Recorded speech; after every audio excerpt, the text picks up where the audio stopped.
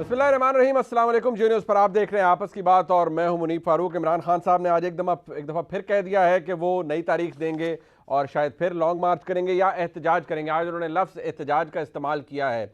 हुकूमत से ये सवाल किया जा रहा है कि इमरान खान साहब को या गिरफ्तार करना है या हाउस अरेस्ट करना है, ऐसा कुछ करना भी है या नहीं, और अगर इमरान खान साहब किसी खास किस्म की इजाज़त का इंतजार कर रहे हैं तो वो उन्हें कब और कैसे मिलेगी, और इमरान खान साहब अगर एहतजाज के लिए आएंगे तो क्या हुकूमत उन्हें फिर रोकेगी। अगर वो किसी डेजिग्नेटेड जगह पर आते हैं तो शायद फिर हुकूमत को एतराज़ नहीं होगा। साबिक वज़ीर दाखिला शेख रशीद साहब ये फरमाते हैं कि हम भी इसी जोम में थे कि हम अपनी मुद्दत पूरी करेंगे, लेकिन तासुर उनकी बातों से ये मिल रहा है कि वो ये कहना चाह रहे हैं कि भाई हम भी हो गए इस्तेमाल और मौजूदा हुकूमत भी हो जाएगी या हो रही है इस्तेमाल। क्या ये तासुर दुरुस्त है? और ये कि पाकिस्तान तहरीक इंसाफ की हुकूमत जब तक इमरान खान साहब हुकूमत में रहे पूरी कैबिनेट समेत इमरान खान साहब के इंप्रेशन देते रहे कि पाकिस्तान की इस्टेब्लिशमेंट हुकूमत के साथ है, एक सफ़े के ऊपर है, और उस सफ़े के हवाले से फिर मुख्तलिफ तशरीह की गई और बारहा कहा जाता रहा कि ये सफ़ा मौजूद है। लेकिन एक वक्त ये भी आया कि वाज़े तौर पर इशारे नज़र आ गए कि वो सफ़ा भी फट चुका था और एक दरार भी पड़ चुकी थी ताल्लुकात के अंदर, जो कि पाकिस्तान तहरीक इंसाफ के बहुत से लोग एक्नॉलेज भी करते थे। लेकिन आज की हुकूमत ये कहती है कि हम इस बात पर बहुत खुश हैं कि इदारे न्यूट्रल हैं और अपनी डोमेन में रह के काम कर रहे हैं, लेकिन न्यूट्रलिटी को हर कोई अपने तरीके से उसका तज्जिया करता है, क्योंकि न्यूट्रलिटी ऐसी है जो कि अगर कोई एक काम दुरुस्त हो रहा हो वो एक के लिए दुरुस्त होगा, लेकिन दूसरा ये कहेगा ये न्यूट्रलिटी नहीं है, ये तो मेरे साथ बड़ी ज़्यादती हो गई। आज की तारीख के अंदर इमरान खान साहब अगर एहतजाज करते हैं, हुकूमत की पॉलिसी क्या है, क्योंकि आज उन्होंने फिर कहा है कि हम एहतजाज के लिए आएंगे और मैं जल्दी तारीख दूंगा। ये तमाम गुफ्तगू है और इससे रिलेटेड और बहुत से हुकूमती मामलात हैं, ये जानने के लिए चलते हैं। हमारे साथ मौजूद हैं वफाकी वज़ीर दाखिला जनाब राना सनाउल्लाह साहब। बहुत जवाब का सबसे पहले राना साहब आपका शुक्रिया। इमरान खान साहब ने आज फिर कह दिया कि जी मैं तो डेट देने लगा हूँ और हम कोई ख़ास हम सुप्रीम कोर्ट में भी गए हुए हैं, लेकिन जहाँ तक मेरी इन्फॉर्मेशन है ऑनरेबल सुप्रीम कोर्ट फैसला भी दे चुकी है, एतराज़ लगाकर इनकी दरख्वास्त भी वापस कर दी गई थी। वो किसी ख़ास किस्म की इजाज़त का तकाजा कर रहे हैं। अगर इमरान खान साहब किसी डेजिग्नेटेड जगह पर आते हैं जो कि आप हुकूमत बताती हो उन्हें और एहतजाज करते हैं, तब तो कोई मसला नहीं है, आप इजाज़त दे देंगे उन्हें? देखिए, पहली बात तो ये है कि ये आपने अपने इंट्रो में जो बयानात दोनों साहिबान के या शख्सियात के जो आपने चलाए हैं जी, अगर आप इसी सिचुएशन में 6 महीने पहले, उसके बाद कुछ 4 महीने पहले के बयानात अगर आप लाएं तो उसके बाद सिर्फ एक ही बात इनके लिए बनती है कि शर्म तुमको मगर नहीं आती। यानी हाल देखें इनका कि अब ये क्या रहे हैं। ये कह रहे हैं कि हमें भी बड़ा ज़ोम था और हमारे ख़िलाफ़ जो है वो अदम एतमाद हो गया। यानी ये इस बयानिए को आगे बढ़ा रहे हैं और साबित करने की कोशिश कर रहे हैं कि हमारे ख़िलाफ़ बयानिया अदम एतमाद भी इस्टेब्लिशमेंट ने करवाया। अब इस्टेब्लिशमेंट ही जो है वो हमसे बजट जो है वो पास करवा रही है। बजट पास होने के बाद फिर इस्टेब्लिशमेंट जो है वो हमसे जो है वो इलेक्शन करवाएगी। और ख़ुद इनका इस वक्त हाल ये है कि ये पुकार के कह रहे हैं इस्टेब्लिशमेंट से, अदारों से, कि जी आप मुदाखलत करें।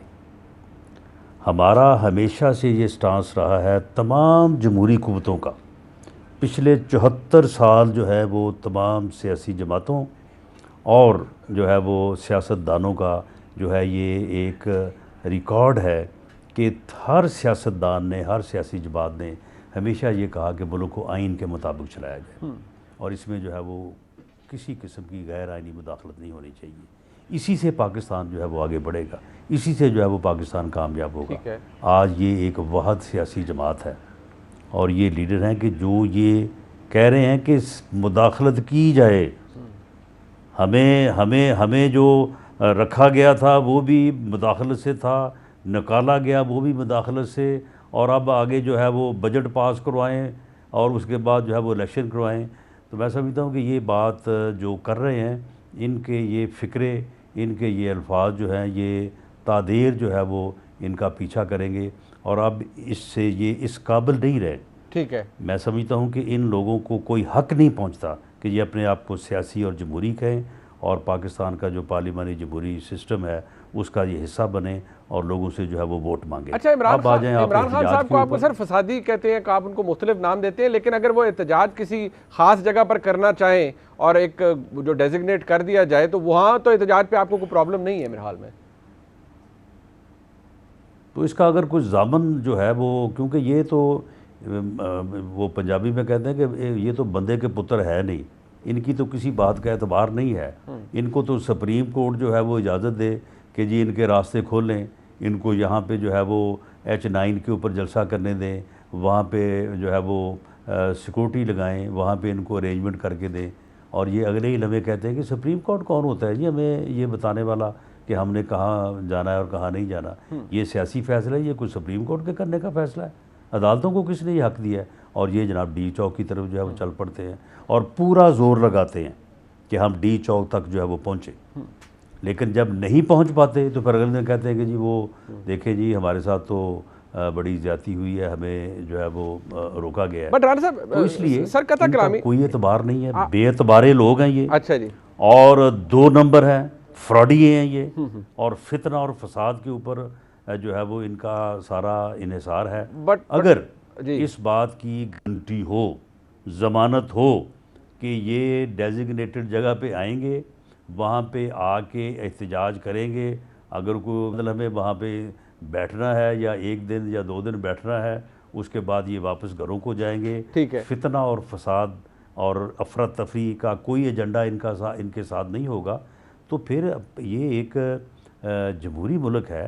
जमहूरियत में हमारे आइन में, हमारे कानून में पुरअमन एहतजाज का तो हक सबको है। अच्छा, ठीक है, हक तो किसी को डिनाई अच्छा, नहीं किया जा सकता। राणा साहब, आपको हुकूमत से, मुख्तलिफ एजेंसी से सुप्रीम कोर्ट ने कुछ सवालात भी पूछ रखे हैं जिनकी रिपोर्ट यकीनी तौर पर अदालत में जमा होनी है। अदालत ने ही फिर जारी बात है उसके ऊपर मजीद कार्रवाई का इस्तेहकाक भी अदालत के पास है।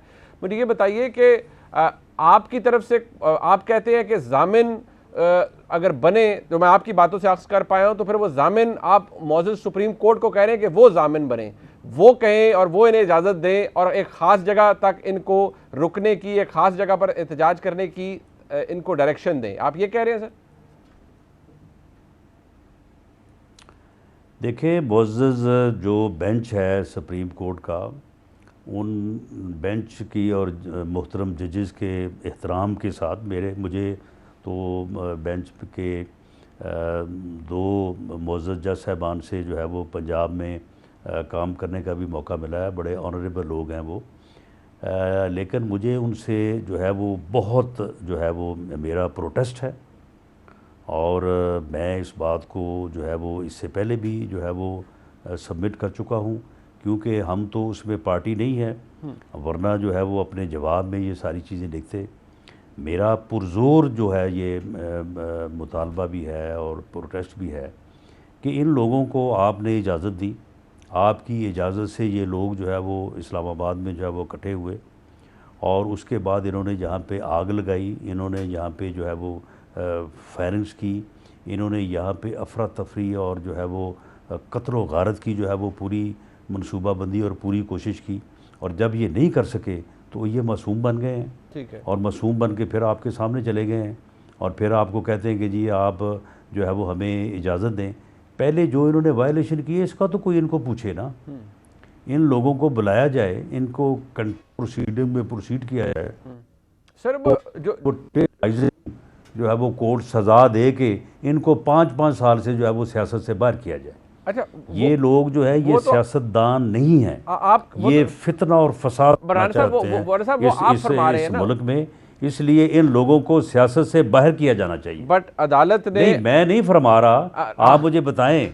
नहीं, सुन लेना, ये मेरे फरमाने की बात नहीं है। आप मुझे बताएं कि ये बात जो मैंने की है सुप्रीम कोर्ट की इजाज़त के बाद कि ये H9 आगे जलसा करेंगे, उसके बाद ये आए नहीं है अपना, बिल्कुल आए हैं, लेकिन मौजूद सुप्रीम कोर्ट के जजेस ने ही फरमाया है कि जी मुमकिन है उनको जो मैसेज है वो ठीक तरह ना पहुंचा हो, सिवाय एक मौजूद जज साहब के जिन्होंने डिसेंटिंग नोट लिखा है।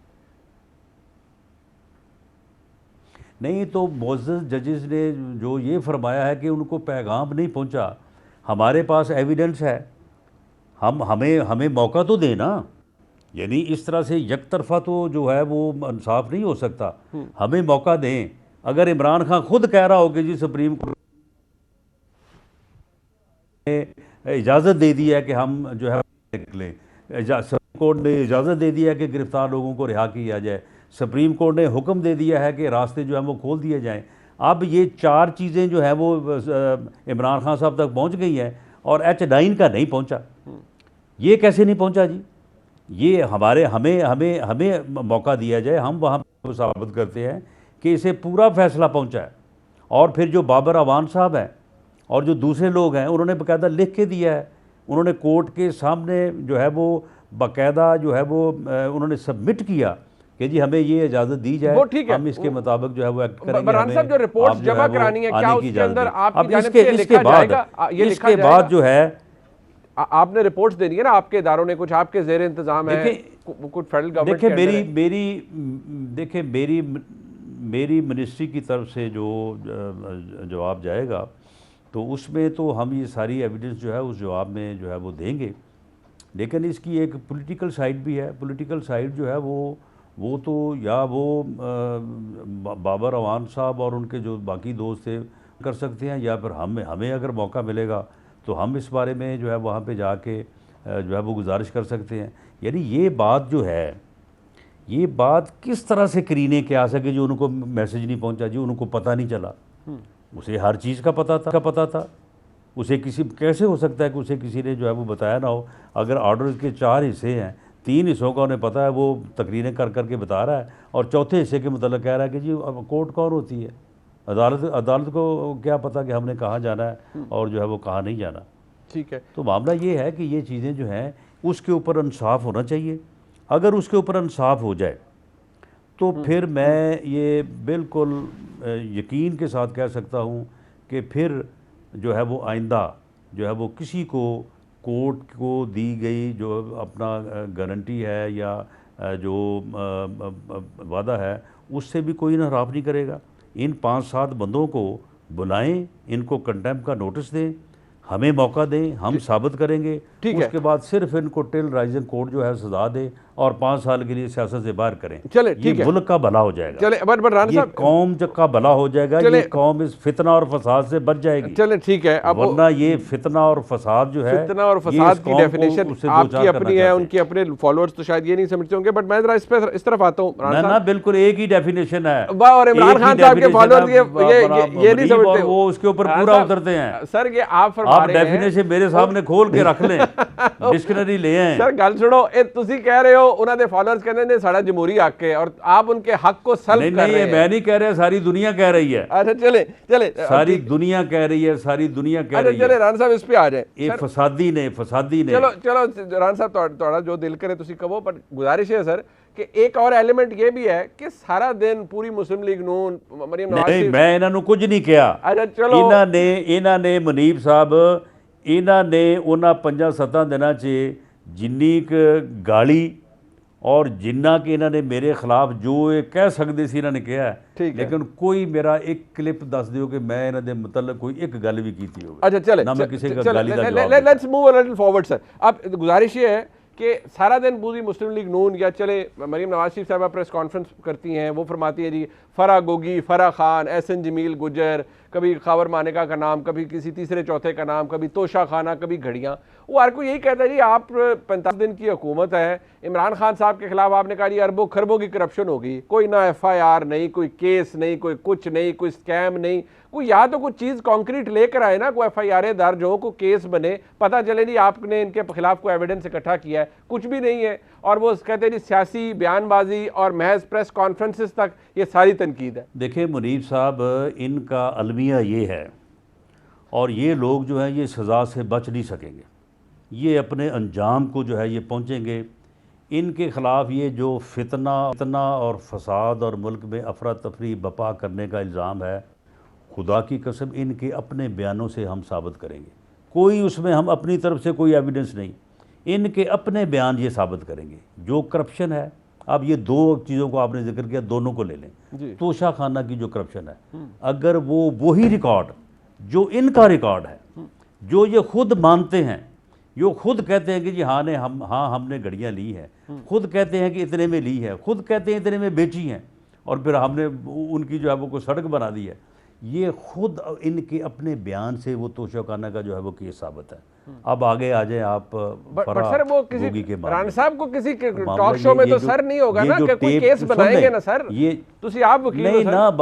ना, सुन लेना ये जो टेप चली है जी और इसके अलावा जो फराह गोगी के बारे में जो एविडेंस है उसमें जो है ये लोग इनकार ही नहीं कर सकते, ये कह ही नहीं सकते कि हमने ये पैसे इकट्ठे नहीं किए। और ये अरबों रुपया है जो इकट्ठा हुआ है। इसमें खातून अव्वल शामिल है, इसमें खान साहब खुद शामिल हैं, और इसमें सारी जो है वो एविडेंस मौजूद है। 157 अरब रुपया जो है इन्होंने गबन किया है, और उस गबन के नतीजे में उसी वक्त को तकरीबन 10 अरब रुपए के जो है वो इन्होंने जो है वो बैग पकड़े हैं। यहाँ पे ज़मीन जो वो यूनिवर्सिटी इन्होंने बनाई है वो नाम करवाई है, कभी एक के नाम कराई, उससे फिर दूसरे के नाम कराई, दूसरे से फिर जो है वो तीसरे नाम पे आ गई। ये चीज़ें जो हैं ये 2 + 2 4 साबित है। अब आ जाए बात कि इनके ऊपर इंक्वायरी जो है वो हो रही है।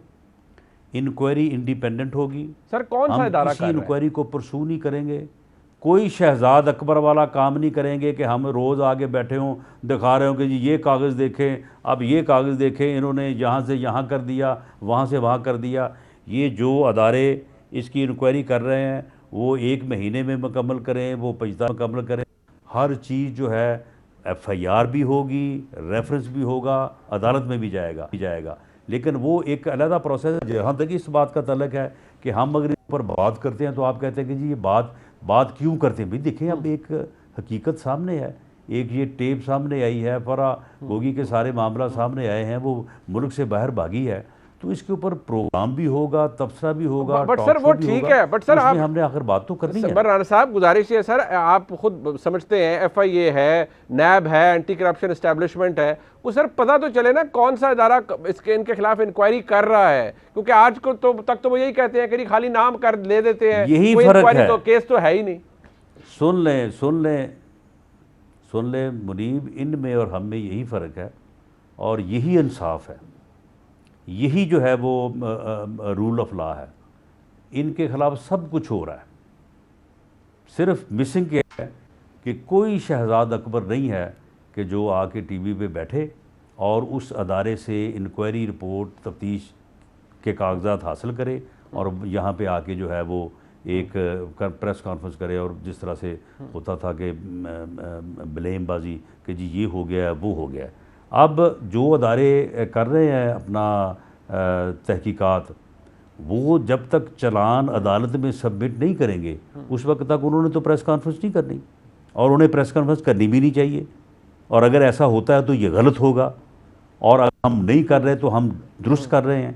और अगर शहजाद अकबर साहब ये सारा कुछ करते थे तो वो गलत करते थे, हम उसको गलत कहते रहे हैं, तो आज हम खुद क्यों ये काम करेंगे?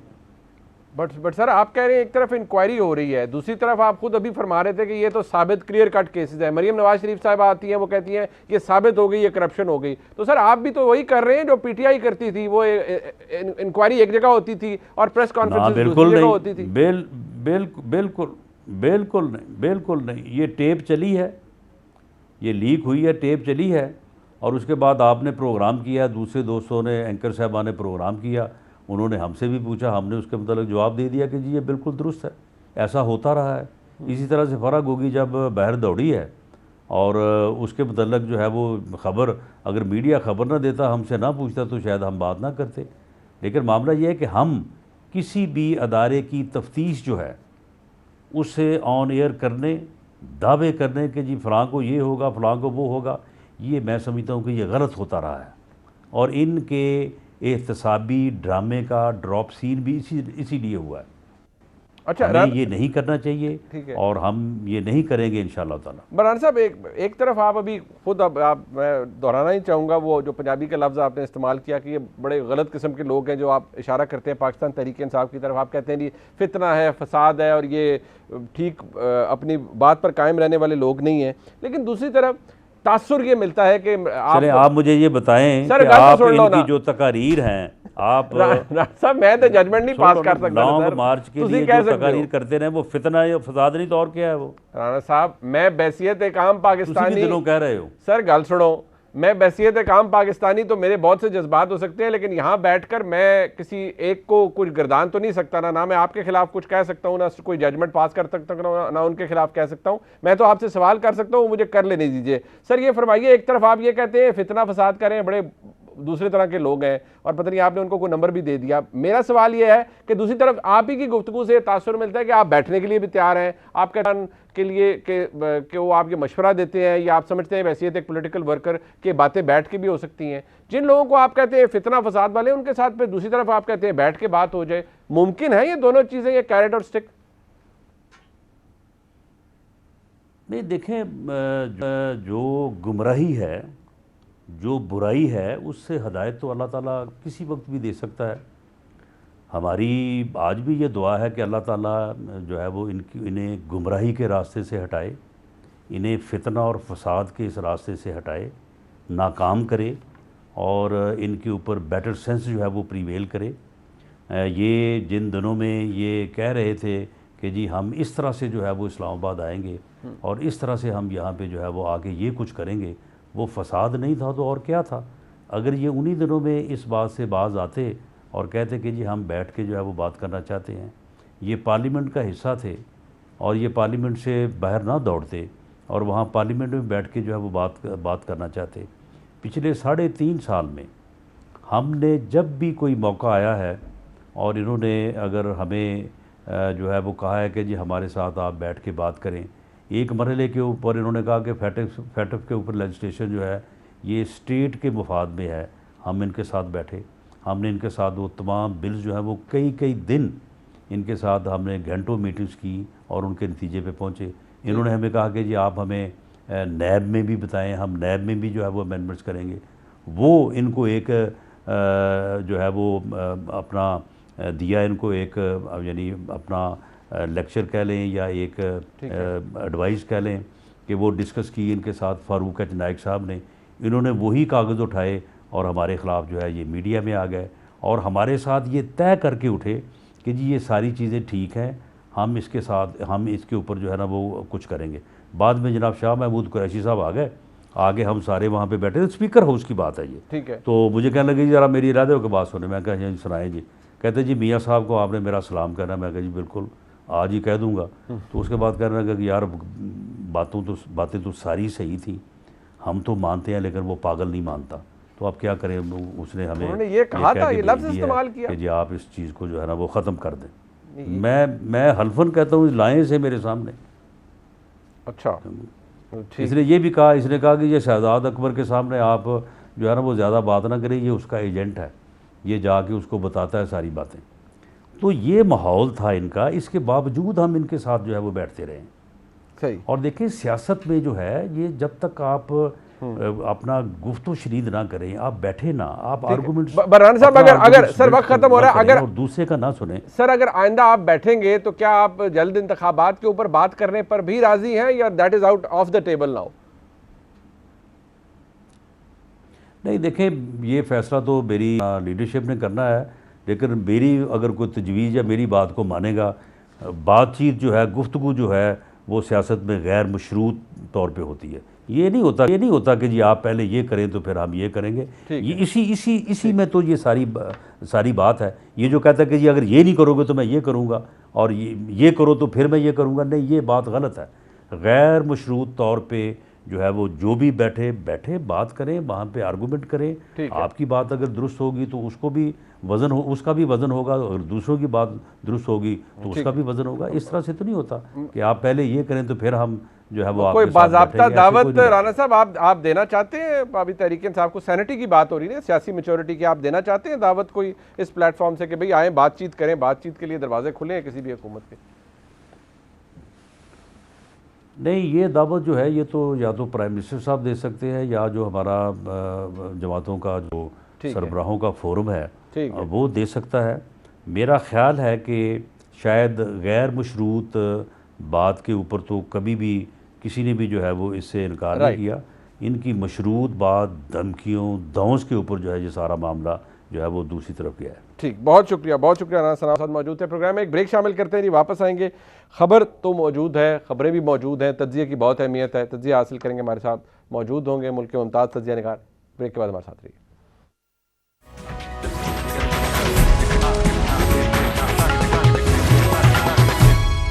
खबर की अहमियत अपनी जगह और उस पर किए हुए तज्जिए की अहमियत तो उससे भी ज़्यादा होती है। इनफैक्ट तज्जिया आपको ये बता देता है कि एक्चुअल हालात क्या बन सकते हैं। जो खबरें हमारे सामने आ रही हैं वो कुछ कंफ्यूजिंग है, इसलिए कि जहां हुकूमत ये कह रही है कि हम मसाइल का हल कर लेंगे, आपको नज़र आ रहा है पाकिस्तान मुस्लिम लीग नून की वाइस प्रेसिडेंट मरीम नवाज शरीफ साहिबा अब एक सोशल मीडिया पर ट्रेंड चलवा रही हैं कि जिस पर इसके अंदर बाकायदा तौर पे कहा है कि we have, we can and we will, यानी कि हमने किया था, हम कर सकते हैं और हम करेंगे। लेकिन कुछ कंफ्यूजिंग रिमार्क्स या खबरें इस हवाले से ज़रूर आ रही हैं कि ये मुआशी बहरान जो कि आज की हुकूमत को दरपेश है, ये इतनी जल्दी हल होने वाला नहीं है। क्या इसमें सदाकत है या नहीं?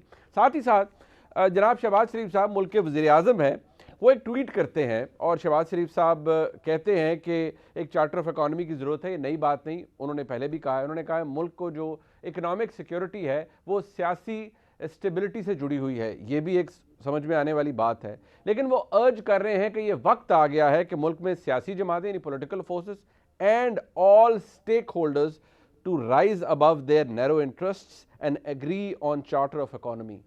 अब ये नैरो इंटरेस्ट क्या है, ऑल स्टेक होल्डर्स, ये भी कोई मुबहम बात नहीं है। आपको पता है ऑल स्टेक होल्डर्स हमारे मुल्क के अंदर कौन है।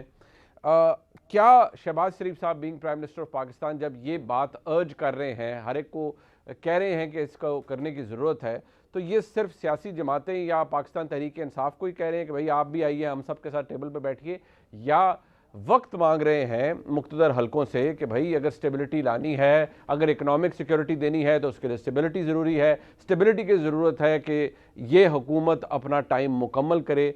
ऐसा कुछ इम्प्रेशन आ रहा है, क्या ये दुरुस्त है या नहीं, ये जानने के लिए चलते हैं मुल्क के नामवर सहाफ़ी हमारे जनाब रऊफ़ क्लासरा साहब, किसी तारुफ के मोहताज नहीं, बहुत शुक्रिया आपका, और जनाब इरशाद भट्टी साहब, द वन एंड ओनली इरशाद भट्टी साहब हमारे साथ मौजूद हैं। उनकी शान में मैं जैसे हमेशा कहता हूँ मैं बहुत से कसीदे पढ़ सकता हूँ, लेकिन वक्त की कमी के बायस मेरे से ये मुमकिन नहीं हो पाता और अक्सर वक़ात मुझे दिल पे पत्थर भी रखना पड़ जाता है। लिहाजा मैं ज़रा तज्जिए का आगाज़ करना चाहूँगा रऊफ़ क्लासरा साहब से, लेकिन अपोजिशन की बात ज़रा पहले कर ली जाए। अब शेख रशीद साहब, उनकी बयानात कुछ अहम होते हैं, कुछ अहम बना दिए जाते हैं, कुछ ऐसी चीज़ें होती हैं जिनको शेख रशीद साहब बताते ज़रूर हैं और कुछ बातें दुरुस्त हो जाती हैं, कुछ गलत हो जाती हैं। लेकिन आज शेख रशीद साहब कह रहे हैं कि इलेक्शन की तारीख है, निगरान हुकूमत है, इलेक्शन कमीशन के हवाले से मुखालफत या अभी तक डिसएग्रीमेंट है। शेख साहब क्या फरमा रहे हैं, ज़रा उस पर सुन लीजिए।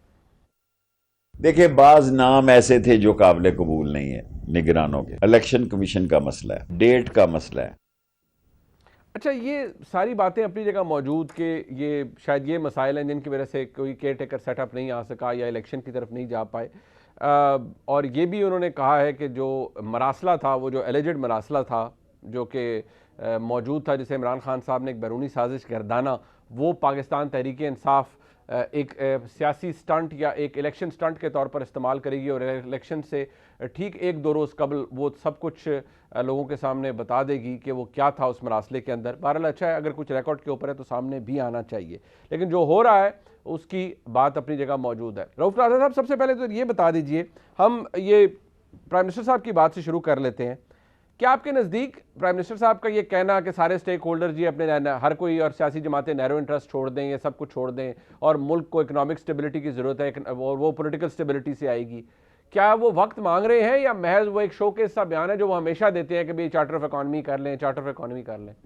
नहीं, आपने सही बात की कि ये शहबाज शरीफ साहब जो है, इन्होंने ये पहली तकरीर जब की थी यहाँ पे और उसके इमरान खान साहब के वज़ीर आज़म जब बने थे तो उस वक्त भी इन्होंने बाद में 2-3 दफ़ा चार्टर ऑफ इकॉनमी की बात की थी और उस वक्त उनका मजाक उड़ाया गया था, जैसे बाद में हमने देखा उसको सीरियस नहीं लिया गया था और वो दोबारा इसकी बात कर रहे हैं। इसमें तो कोई शक नहीं है कि हमारी इस्टेब्लिशमेंट जो है वो भी बहुत इस पर डिस्टर्ब है इस सिचुएशन में। और आपने कल सुना होगा और शौकत तरीन साहब ने भी कहा जी मुझे बुलाया गया था और मेरे साथ वहाँ मिफ्ता इस्माइल साहब भी थे, उसमें दीगर रफ़ीक शेख साहब भी थे, उसके बाद उनका नाम आ रहा है अगेन आपने सुना रज़ा बाकर साहब भी हैं। तो वो कह रहे थे आप बैठे, मिफ्ता साहब बैठे, सारे लोग बैठे इकॉनमी को चलाने की बात करें, मुल्क होगा तो फिर बाद में आप सियासत भी कर लीजिएगा। तो शौकत तरीन साहब ने कहा जी मैंने तो बिल्कुल आके इनकार कर दिया कि नहीं जनाब हम आपके साथ तामुल करने को तैयार नहीं है। मैं तो आपके पास आया था, आपको समझाया था कि जनाब मुल्क ठीक चल रहा है, आप इसको ये खान साहब को ना हटाएं। अब आपने हटा दिया तो भुगते हैं। अब किसी हद तक वो लोग कहते हैं उनकी बात भी ठीक है, भी आपने उनको हटा दिया तो फिर उनका क्यों मदद मांग रहे हैं। आपका ख्याल तो ये था कि मुआशी इनकी पॉलिसीज़ जो है वो ठीक नहीं है, मुल्क जो है वो शायद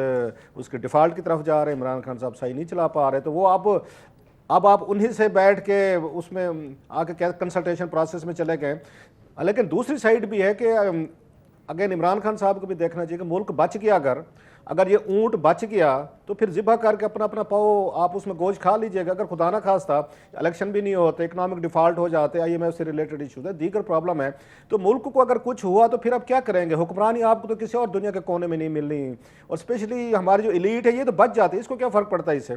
इनके बरौने मुल्क इनकी जदादियाँ, इनके अकाउंट्स हैं, इनके पैसे हैं, इनके बच्चियाँ, इन्होंने एक फ़्लाइट लेनी है, चार्टर जहाज़ देने वाले भी इनको बहुत सारे लोग हैं। मसला तो 22 करोड़ लोगों का है।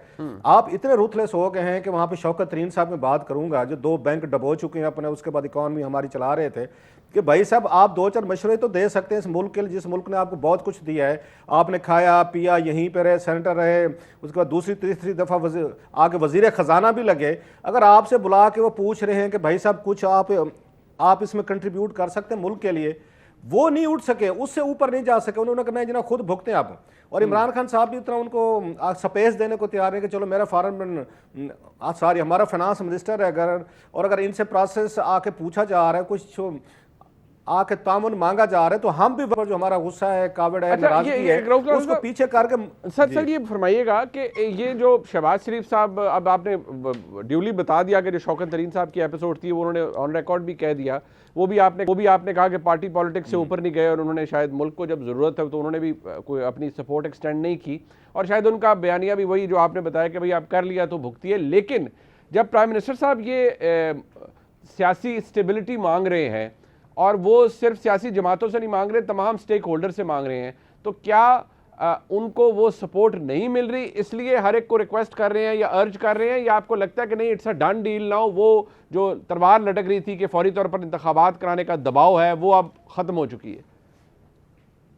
मेरा ख्याल है लास्ट बात से शुरू करते हैं जो आपने किया, दबाव अब मेरा नहीं ख्याल इन पे दबाव रहेगा। शायद वो दूसरी साइड जो है न्यूट्रल जो है वो भी अब दबाव नहीं ले रहे कि चलें ठीक है। इमरान खान साहब को उन्होंने आके कोशिश की थी, ये पिछले माह की बात है जो मुझे पता चला था कि उन्होंने कहा था कि जनाब कि अभी हमारी IMF से बातचीत हो रही है, 2-4 दिन हफ्ता जो है अभी आप इस पर धरने वगैरह लॉन्ग मार्च मत करें, कि और जब हो जाएगा उसके बाद कर लीजिएगा। तो इमरान खान साहब ने, आपको याद होगा, बड़ा जल्दी में ऐलान किया था। उन्होंने पेशावर जाके पहले उन्होंने कहा था मैं 30 को ऐलान करूंगा, 30 मई को करूंगा, कि कब मैंने लॉन्ग मार्च लेके आना। जो ही उन्हें पता चला उनको अप्रोच किया गया कि नहीं जनाब कि IMF से बातचीत होनी है, ज़रा मेहरबानी करें कुछ दिन डिले कर लें ताकि यहाँ पे हमारी पॉलिटिकल स्टेबिलिटी नज़र आनी चाहिए। तो खान साहब ने फ़ौरन डेट का अनाउंस किया।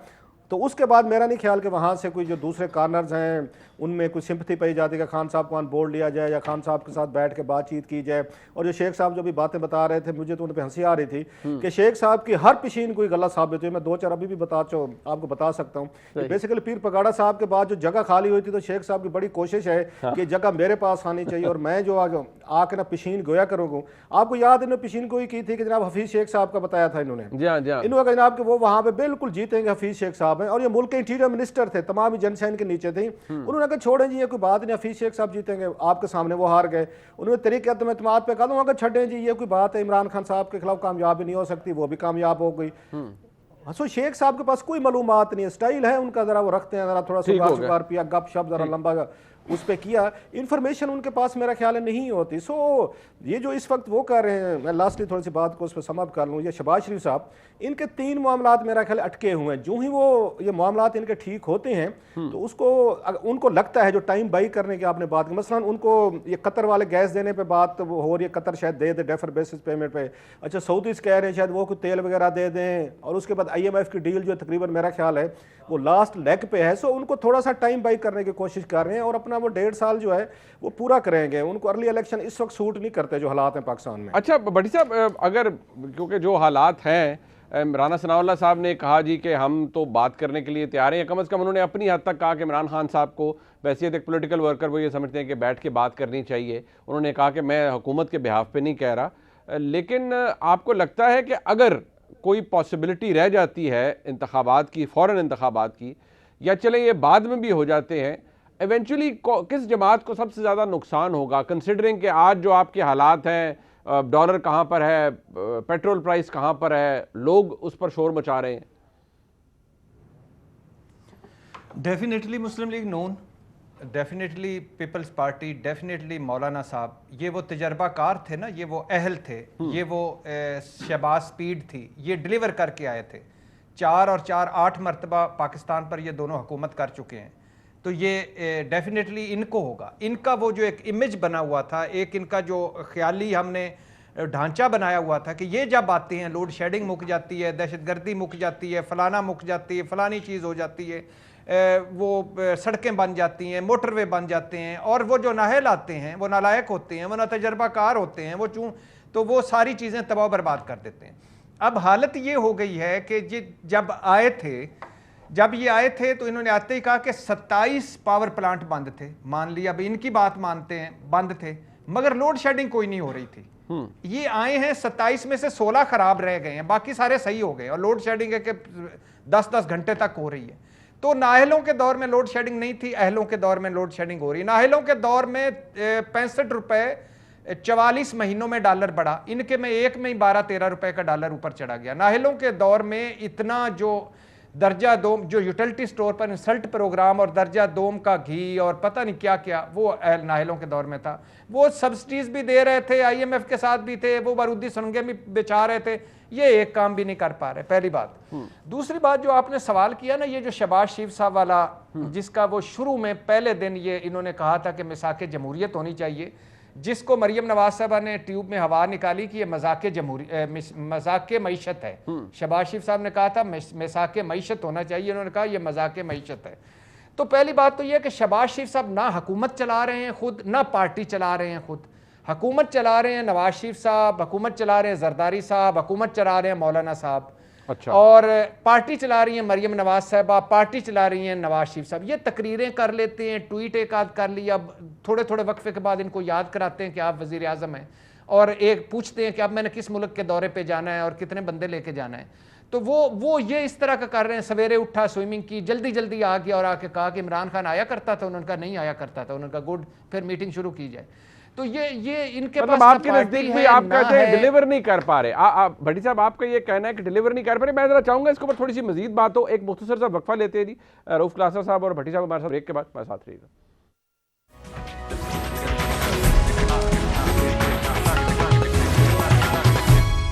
अच्छा, ये एक फैक्ट है यहाँ पर, क्योंकि भट्टी साहब ने भी इसका जिक्र किया, ये पेट्रोल प्राइस के हवाले से शौकत तरीन साहब ने भी कहा था जी कि हमको पॉपुलर बड़े फैसले ले रहे हैं और 240 रुपए पर लीटर तो पेट्रोल को होना चाहिए था। शौकत तरीन साहब जब हुकूमत में थे, जब वज़ीर ख़जाना थे, तब वो ये बातें कह रहे थे। लेकिन ज़ाहिर बात है, और असद उमर साहब का भी ट्वीट अब आजकल गर्दिश कर रहा है सोशल मीडिया के ऊपर, जब वो हुकूमत में आए 2018 में, तो वो ये कह रहे थे कि भाई हमने महीने के अंदर या 2 महीनों के अंदर कितना कबाड़ा कर दिया होगा मईशत का, जितना हुआ वो तो पहले करके गए थे। इसी तरह आज वही आर्गूमेंट मौजूदा हुकूमत रिपीट कर रही है कि भाई हमने 45 दिनों या 50 या 55 दिनों में कितना भट्टा बिठा दिया होगा इस पूरी मईशत का। ये जो कुछ हुआ वो इमरान खान साहब की हुकूमत करके गई। सो आर्गूमेंट रिपीट हो रहा है, चेहरे बदल रहे हैं, आर्गूमेंट और दलील वही है। क्लासा साहब, ये दुरुस्त है असेसमेंट कि शहबाज शरीफ साहब, जिनको पहले वो कहा जाता था चाइना की तरफ से, उन्हें पंजाब स्पीड का नाम दिया, वो उनको बहुत बड़े अपहिल टास्क है उनके सामने, और वो उनकी जो लीडरशिप है वो भी एक्सपोज हो रही है, बड़े मेजर मसाइल हैं और वो डिलीवर नहीं कर पा रहे। क्या ये इंप्रेशन उनके बारे में बनाना आज के दिन या अब दुरुस्त होगा या नहीं? इट्स टू अर्ली, क्योंकि आर्गूमेंट तो जैसे मैंने अर्ज किया पहले वही थे जो पहले वाले दे रहे थे, आज ये दे रहे हैं।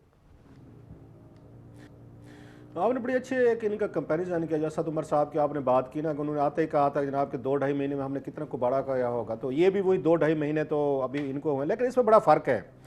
आपको याद होगा नवाज शरीफ साहब की हुकूमत जो थी वो आप आके उन्होंने पूरे 5 साल किए थे। शायद खकान अब्बासी साहब जो हैं वो बाद में वज़ीर आज़म, उन्होंने पूरे 5 साल की, अच्छा किया बुरा किया, पूरे 5 साल बाद इनको हुकूमत मिली थी। लिहाजा वो ये कह सकते थे असद उमर साहब जो हैं कि पिछली हुकूमतों का किया हुआ, क्योंकि उनके पास पूरा टाइम था। आज इमरान खान साहब जो उनकी पार्टी जो वो राइटली ये बात कह सकते हैं कि ये कैसे दावा करते हैं जनाब कि हमारी इकॉनमी जो है ना आगे हमने बर्बाद की हुई थी। और अगर आप समझते हैं कि इतनी बर्बाद थी, बहुत सारे सियाने लोग हैं आपके पास, कोई बच्चे तो नहीं है, आपको तो रीडिंग आपकी होनी चाहिए थी। इसाक डार साहब बैठे थे, मिफ्ता साहब बैठे थे, नवीद कमर साहब बैठे थे, ख्वाजा आसिफ साहब बैठे थे, और बड़ी लंबी लिस्ट है इनके पास, तजर्बाकार लोग हैं। शायद खकान अब्बासी साहब बैठे थे, वज़ीर आज़म रहे। इसके बाद गिलानी साहब भी अब आपके साथ थे, वो भी वज़ीर आज़म थे। इतना तो आपको थोड़ी सी आपकी रीडिंग होनी चाहिए थी ना कि इकॉनमी की सिचुएशन क्या है। इकॉनमी इतनी बर्बाद हो चुकी है आपके बकौल जो आज बता रहे हैं, तो फिर इमरान खान साहब को क्यों हटाया आपने?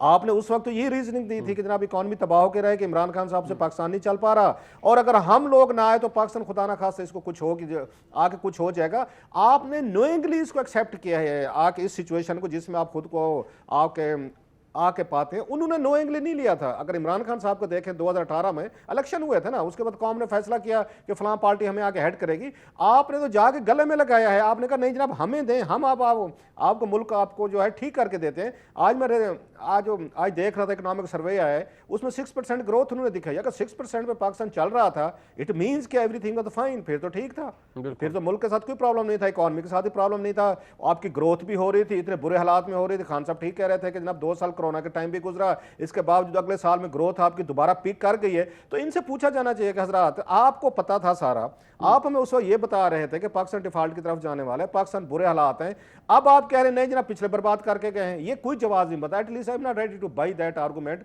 आपको फिर इमरान खान साहब को पूरे करने देने चाहिए थे 5 साल। मेरा ख्याल मैं उनमें से 2-3 लोगों में से हूँगा जो उस वक्त भी कह रहे थे, जर्नलिस्ट जो हम हैं, कि जनाब खान साहब अच्छा कर रहे हैं, बुरा कर रहे हैं, और उनमें से मैं उनका आपको पता नाकदीन में से रहा हूँ। अच्छा कर रहे हैं, बुरा कर रहे हैं, इनको करने दें, इनको 5 साल पूरे दें, उसके बाद ताकि मजलूम ना बने, विक्टिम कार्ड ना खेलें, और कल को ये ना कहें देखा यार मैं तो पाकिस्तान को यहाँ पे पता नहीं कहाँ पर लेकर जा रहा था, बहुत बड़ी अजीम कौम बना रहा था, ये दरमियान में ये रोड ब्लॉक्स आ गए इन्होंने, जो कि अब वो ठीक कह रहे हैं, जो कि अब वो कह सकते हैं कि मुझे रोक दिया गया और मैं बहुत बेहतर कर रहा था, वो बिल्कुल कह सकते हैं। बड़ी साहब एक इसमें सवाल ये कि राणा साहब ने कहा है कि हम तो जो 25 मई का ऐलान था इमरान खान साहब का, उससे पहले मुस्लिम लीग नून ने फैसला कर लिया था कि पेट्रोल की कीमतें ना बढ़ाई जाएं, ये हुकूमत यानी शहबाज शरीफ साहब ना बढ़ाएं और कोई केयर टेकर की हुकूमत आ जाए और वो ये काम करे, मुस्लिम लीग नून को इलेक्शन में जाना चाहिए।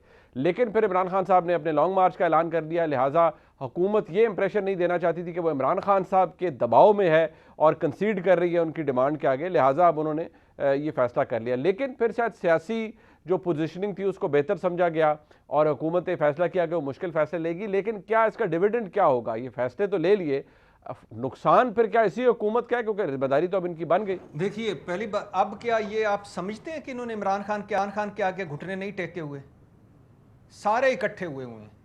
इनके हाल देखें, सुबह से शाम तक बुशरा बुशरा बुशरा बुशरा, फर्रा फर्रा फर्रा फर्रा, इमरान इमरान इमरान, अंगूठी अंगूठी अंगूठी अंगूठी, घड़ी घड़ी घड़ी घड़ी, कोई और बात भाई, कोई एक हम तो इस हक में इंतजार कर रहे हैं, कोई एक FIR करवाओ। कहानियां हमने भी बड़ी सुनी हैं, तौसा के बुजदारों की, गुजरांवाला के एहसन जमील गुज्जर की, और पाकपतन के खावर मानिका फैमिली की। तो मुकदमा दर्ज कराओ ताकि पीछे हम भी तालियां मारें, कोई हमें भी फेंको।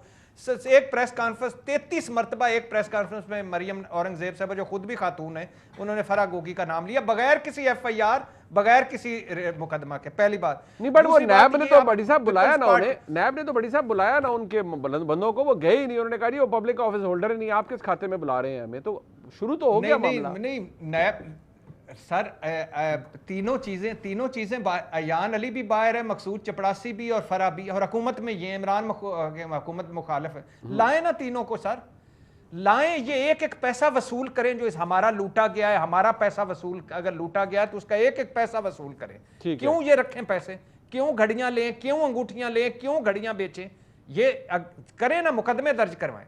पहली बात, अब तो उनके सारा कुछ है, हर रोज ऑडियो वीडियोस फेंक देना, ये कोई, और फिर उसके बाद कहना किस पे आप चस्के लो और अगले दिन फिर नए। पहली बात। दूसरा, एक तो ये घुटने देख लिए, दूसरे घुटने देखें कि 11 थानों में 14 FIR हैं इमरान खान के खिलाफ इस्लामाबाद में। लॉन्ग मार्च में क्या क्या उसने जुर्म किया होगा कि 14 FIR हैं? दूसरे घुटने। तीसरा घुटना यह है कि बैकडोर पे मुज़ाकरात चल रहे हैं, सामने वो शर पसंद भी है, दहशतगर्द भी है, फसाद भी है, रद्दुल फसाद उसके खिलाफ करना है। पांचवा देखिए कि अब मिसाल के तौर पे आपने इमरान खान को हटाया, आप मुल्की मफाद अहम नहीं था, इमरान खान को हटाना था, हटा दिया। उसके बाद आपका अपना वोट को इज्जत दो, तो ये तो वो तो सारा जो पंजाब में हुआ, छीना ग्रुप तो तरीन ग्रुप तो अलीम ग्रुप, वो भी इंपॉर्टेंट नहीं था, इमरान खान की हुकूमत खत्म करनी थी।